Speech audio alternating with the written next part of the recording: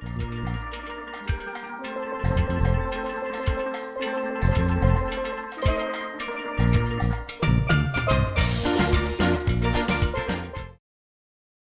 would you like?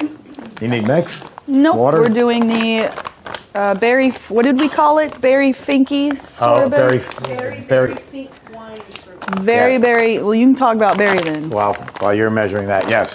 We called it Very Fink because Barry Fink is the name of the person who heads up our leasing for Emery Thompson. And he's been with us for about 15 years. He was up in New York and he retired to Florida. And I told him, you can't retire. We have too much business for you. You know, be like an attorney. Keep 5 or 6 of your key clients and just work for us. So the leasing company that we use is called Sterling Capital Leasing, and Barry heads that up for us. And so you can either buy a machine outright from us or you can lease it. Private money, which is what a leasing company is, costs more than a bank, but it's hard to find any banks that are loaning money. So oftentimes when you're getting into business, a lease is a good idea. Some people with all the money in the world still take leases because it's a good tax deduction. But it's just another way to getting in, and Barry is one of our favorite people, and since we were making a mixed berry ice, we called it Very Berry. So what is this actually called? Is it an Italian ice? I call it just berry wine sorbet. So the difference between Italian ice and sorbet is where you're buying it at. You go in the Harlem, Right. you know, New York, they're going to call it Italian ice. You go down Rodeo Drive, they're going to call it sorbet and charge you $8, $9. And of course, putting it in a fancy glass. Now Yeah. for this, you can use just any basic sweet red wine. You don't have to get fancy with it. It's Sutter Home, not the best, but it's not going to shine through. And of course, your mixed berries, you saw me squishing them by hand. You can puree them or just do what I did. Puree, hand smush, same thing. And then because I have the little guy at home and I make my own formulas and come up with stuff. So I normally do two quarts of wine. Well, in the little one, a quart. Anyways, Steve's like, just kiss method. Keep it simple, stupid. So 2 bottles of wine, and then just refill the bottle up with the same amount of wine that you use. So 2 bottles of wine and 2 bottles of water. Be sure to use your cold water.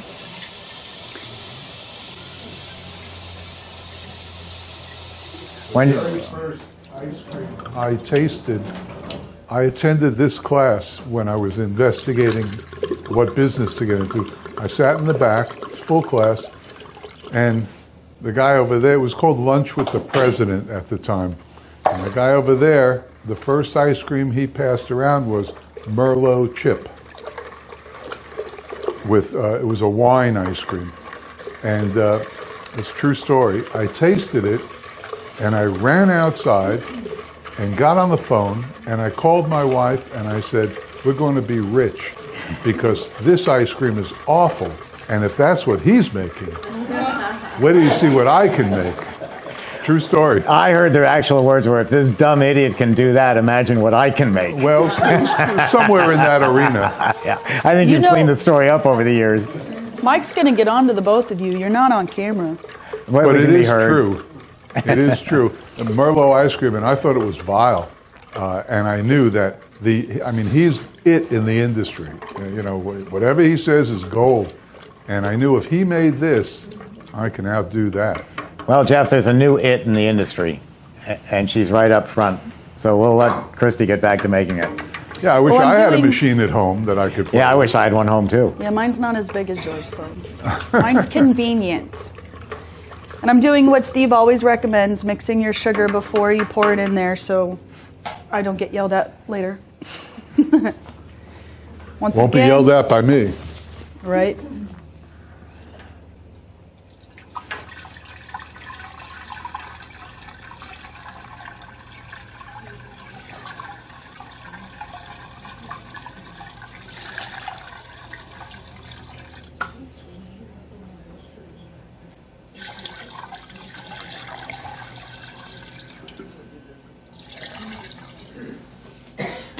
All right. Let's get her started. That's definitely too big for that machine. Just a little shorter.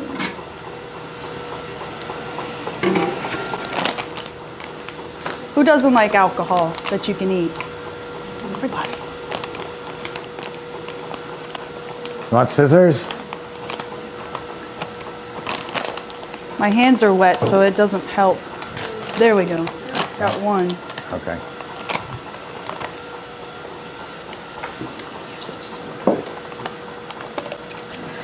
A lot of people like to use fresh.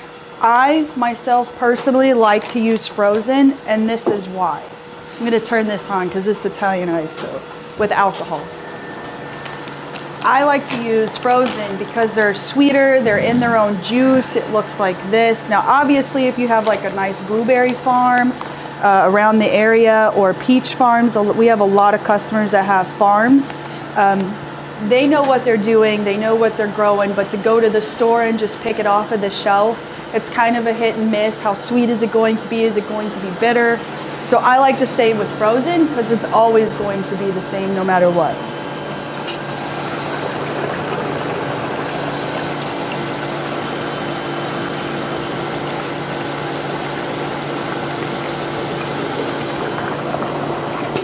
All right, so just like Jeff's dulce de leche, we add a lot of sugar. We added sugar, the wine has sugar, and this has sugar. So, and the alcohol content, so it's gonna take a little bit to freeze.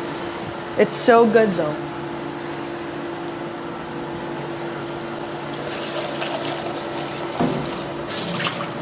Now always be careful when you're working with red wine because it stains everything.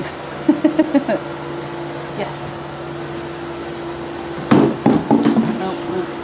Can't use that.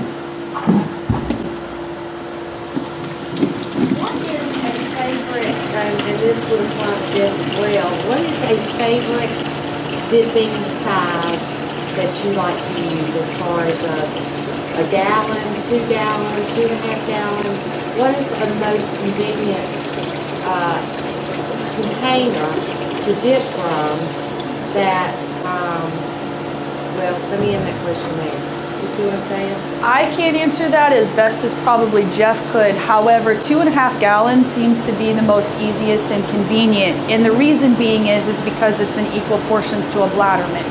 So an example, this 12 quart, when you use, the 5 gallons, 5 gallons comes, well, that's in a 24 quart. This is this one.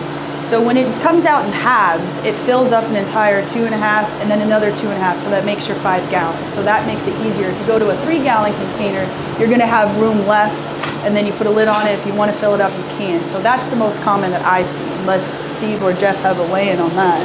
He's the one with the store. Well, while we're waiting for Jeff, I'll just show you an alternative. As I mentioned before, Haagen-Dazs started with our machines.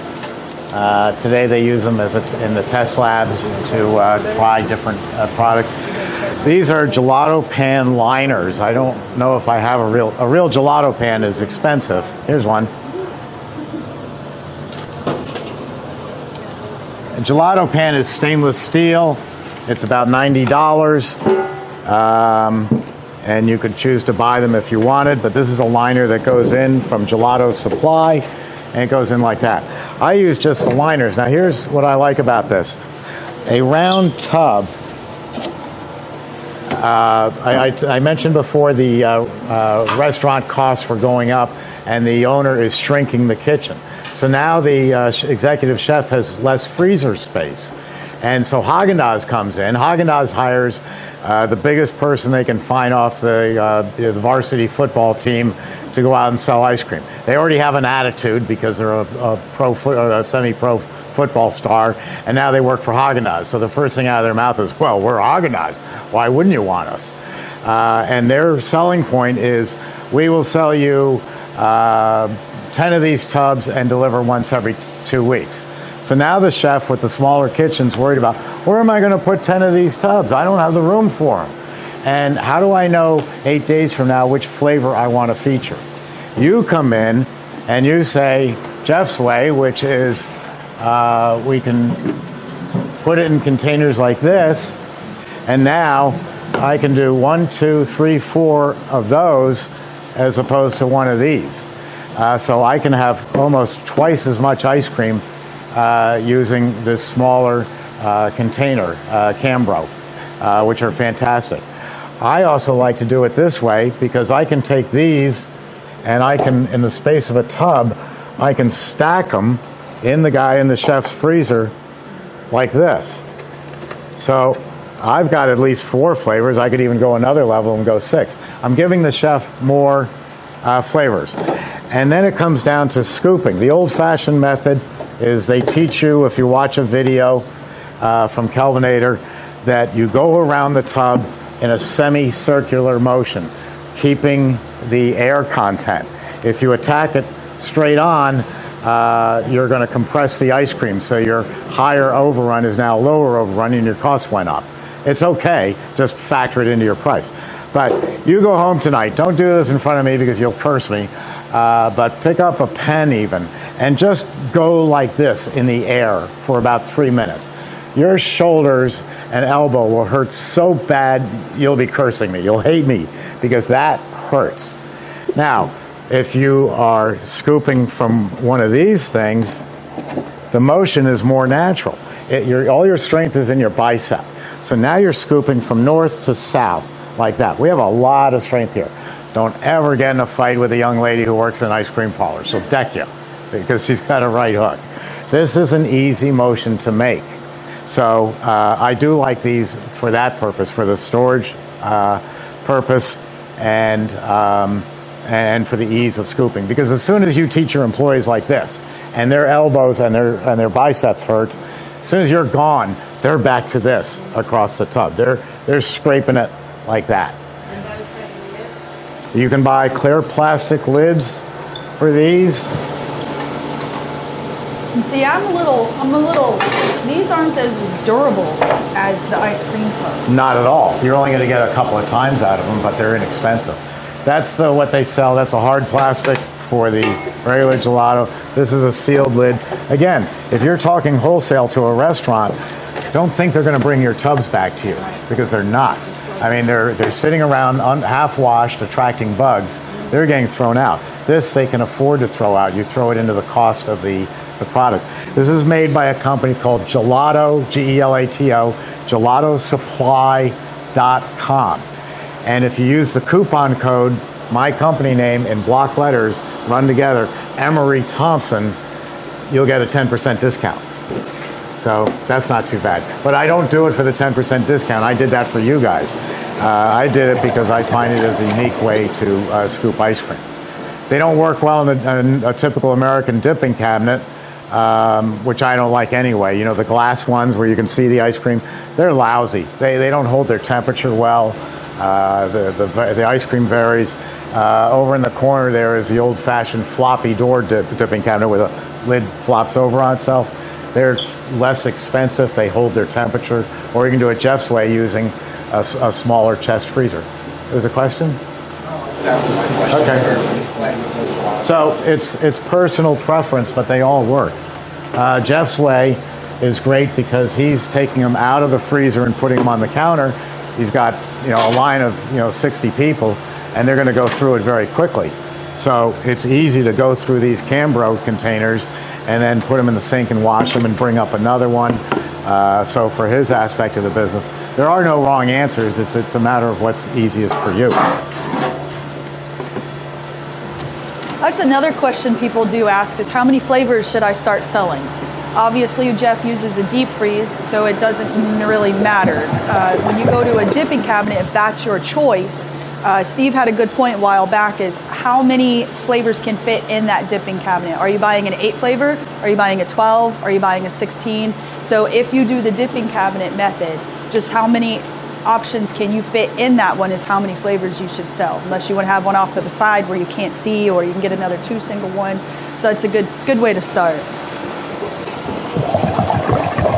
Now it's in a slushy form. Put a straw in it. Anybody else have any questions? You guys are making it a little too easy. What is that? Sherbet? Sorbet. What makes it sherbet to you? Same thing. Well, why would you call No, it sherbet is dairy. There's no dairy in that? That's No, a there is dairy. There's no dairy in To Christi's. me, that's a cream ice. She didn't put dairy in that? No. That's a sherbet. So it's ices. Yeah. Sorbet. This is my favorite visual. I brought this out. That product in there, put into this cup, is a $2 Italian ice. That product put into this in a restaurant is a $7 sorbet. It's the same thing. It's just what the market will bear and how you're presenting it. Same product. In the old days, Italian ice was lemon, cherry, grape, orange, chocolate. And you go over to Winter Park, Florida, and you do the Winter Park Art Festival in February, and we're going to sell mango, kiwi, apricot, champagne, sorbet. Higher, different crowd level. You can tailor the product to the market, and there just aren't that many flavors that you can do that with, but the ices you can. And the other thing about ices, whether it's a sorbet, a wine sorbet, or a cherry ice, is it's so inexpensive to make. I can sell it for $1.25 in a lower income neighborhood and make $1.15 in profit, or I can sell it for $2.30 and still make that same massive, bigger profit. You can adjust it to the neighborhood. It's more easy. It's easier to sell than ice cream by a long shot. It's the same with your ices as it is the creams. As the what? The ices, the Italian ice versus the ice cream. Oh, is the process the same between ice cream and ices? Do you Yes. make different freezing? No, they're all going to freeze down rock hard. Are you talking about batch times or freezing it after it's made? Oh, okay. Then yes. Batch times, no. As cold as you can get it. Just because cold is the greatest preservative in the world. You don't need polysorbate 80. You don't need any of these chemicals. You put in a cold freezer and it's going to stay forever. If you had one of these things and you were an avid fisherman, you're golden, because there's nothing better than taking fresh rainbow trout and freezing it down to 25 below zero. You're going to have a great product. I saw that on TV. I've never Not caught a in the rainbow. same freezer as your ice cream. I would. No, not unless you're doing fish flavor. We may do that next time. Sharknado. Oh, we're not going to talk about Sharknado.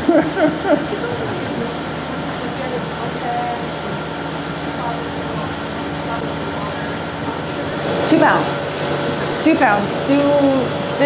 Did we give out the formulas? Sorry. Let me go get it. Yeah, it's 222. Well, I always measure it out whenever I use that one. I do 1 quart of wine, 1 quart of water, 1 pound of sugar, and 1 bag of frozen berries. And this is 750 milliliters, which is just shy of a quart. So it'd be kind of silly. And Steve did make a good point. He's like, just keep it simple. So just use 2 bottles of wine and then fill that up with water, and that's what you exactly have an equivalent. So I try to move the 1 quart mark exactly. You don't have to. It's like Jeff said, it's art. And you can use any berries that you like. You can stick with just blueberries if you want to make a blueberry sorbet, a strawberry sorbet. I know that there are people that make a wine sorbet, but they use a very strong tart wine. And when you mix that with sugar, it just doesn't taste that well to me. So I went on the hunt and just found a normal, plain, basic, cheap, sweet red wine, and then added mixed berries and the sugar, and it's fantastic. Now this has alcohol and a lot of sugar, so the consistency is going to be not as thick as a traditional Italian ice. Yes. Is the CB350 water or air-cooled, or is it? It's air-cooled only. When you get with the countertop models, it's not necessary to have any water because it doesn't pump out as much heat as this guy would. So when you get to the floor models, they produce quite a bit of heat. So a lot of people that upgrade from the CB350 to the 12 or 24, they automatically think they need an air-cooled because they're so used to this one being air. But they don't understand that that's usually for those that have air-cooled or for very restricted areas, cities that have water restrictions, or those that, have water very scarce or it's ridiculously expensive in their area. But it's always best to run with water-cooled when you get to the larger ones because it keeps the machine cooler. You can back it up against the wall, shove it in the basement, doesn't matter, it'll run just as beautifully. If it wasn't air cooled, you have to have enough airspace all around the machine just so it can breathe properly, and not is it only going to need the airflow, it's going to make your room quite stuffy, and you're going to have to crank your AC, which is going to make your electric bill higher. It's starting to get a little peak. So we call it piling versus puddling. So this is clear, so this is a good example. The first tests that I did, and I cut it off, also known as a cutoff check, it just like splatted. That was puddling. We don't want that. We want more of a peak type texture, which is we're getting closer.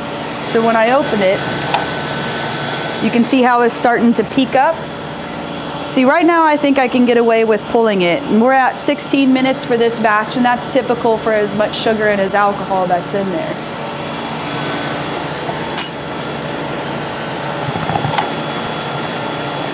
I'm going to call it good.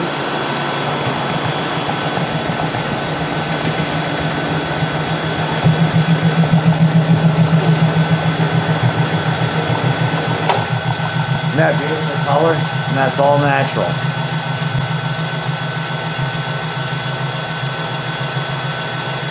Look how much this little one made. Makes 1.5 gallons at one time. Don't fall. You And as took all Jimmy the Buffett cups. would say, it's 5 o'clock somewhere, so it's the perfect time to have it.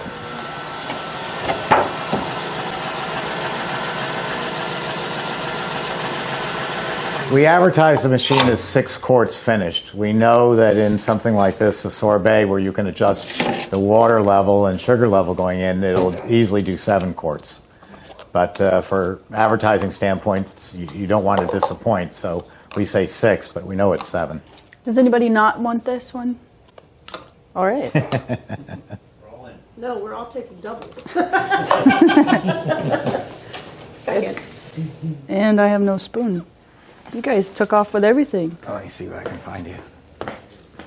No matter how you do it, they keep giving you the wrong spoons. Steve, Or down Christi. there. Just give Christi whatever. Make her figure it out.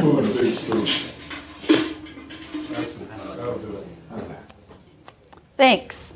I like that. 4 batches later. I know, right? See, this is just, it's very refreshing. Obviously, it's alcohol, so you would have to, be careful who you serve it to. But being on a hot summer, especially being in Florida on the beach, there's nothing more refreshing than this. And those, the profits are ridiculous because it costs $10 to make this batch, or $12 if you include the berries. That's it. And you're going to sell these, especially with alcohol. You could probably sell this little cup for $2-3 a piece, and within 4 of these sold, you've got your entire thing covered. So rest is profits. Another little trick is down in the Keys. Last time I was down there, you have a lot of tiki bars and all, and they're using what's called a slush machine, or you've seen them 7-Eleven, Slurpee. We used to build thousands of those back in the 60s. They will fill it with a strawberry daiquiri mix and then pull it out and then add some alcohol at the time. So what you get is a very watered down strawberry daiquiri, and they can only make a few of them before the machine has to recover. It's not uncommon for a bar to have 6 to 10 of those, $10,000 slush machines. We go in and we say, hey, we can sell you a 3-gallon tub of strawberry daiquiri with the alcohol, without the alcohol is the way I would do it. Strawberry daiquiri, and you have it in a little freezer behind the bar. The bartender gets an order for 6 of them. 1, 2, 3, 4, 5, 6. He adds the rum on top and gives a little stir, and there they go out the door. Or you could put the alcohol in the machine, same thing, and out the door. So he can make dozens of these an hour to keep up with the demand, and the customer loves it because they're nice and thick. It started off as something that you scoop, What do you think? and now you're just adding some alcohol to it to make it a little more thinner, and they're doing strawberry daiquiris all day long. So it's another thing to approach bars. The other thing I like with any of these products, don't go near a supermarket. You know, it's an ego boost to say I'm in Whole Foods, and that's all it is. I'm in Whole Foods. Well, how many? One, but they're promising me 4 if we do well. Whole Foods is great. They will let anybody in. They'll even let me in, and they go through a lot of different people making different products, and whatever the market rings out is we like, it sells. Everybody else gets thrown out. But your ego takes over. And this happens, you get into, down here, our supermarkets are called Publix. Your ego takes over you. I'm in Publix supermarkets. It's like me saying, I'm in McDonald's. What a nightmare that would be. But it would be, you know, fun to talk to at a cocktail party. Oh, Steve Thompson's in McDonald's. I could care less. It's not worth the effort. I'd rather have 6 to 10 ma and pa stores that make sandwiches, sell Clorox bleach, sell Budweiser, and cut hair, okay. And you come in and you're buying a bottle of Clorox bleach and a 6-pack of Bud, and you see or pints of sorbet or Italian ice or ice cream, and you grab a couple and take them home. You're making it for $1. You're selling it to them for 4, ma and pa, and they're selling it for 6. It's not only bringing people it's not only giving a product, everybody's making a profit, but it brings people into the store. Your bodega has my product, but his doesn't. Well, which one are we going to go to? We're going to go to this one. So the mom and pop people love you. And when they call up on Friday afternoon and say, oh, we just ran out of the mixed berry sorbet. Oh, don't worry, we'll run some over to you tomorrow morning. Because you only have 20 customers. You can cater to them. And you'll make a lot of money just doing that. And it has your name on it, not theirs. So that works out very well, too. But stay away from the big things. It's just, I've seen it too often. It's just ego. And then you go out and you want to buy bigger machinery from me when you really don't need it and can't afford it and don't know if you're going to run in. That just makes everybody look bad. So grow. I love the word. The millennials finally came up with a word that I like. It just took me forever to understand it.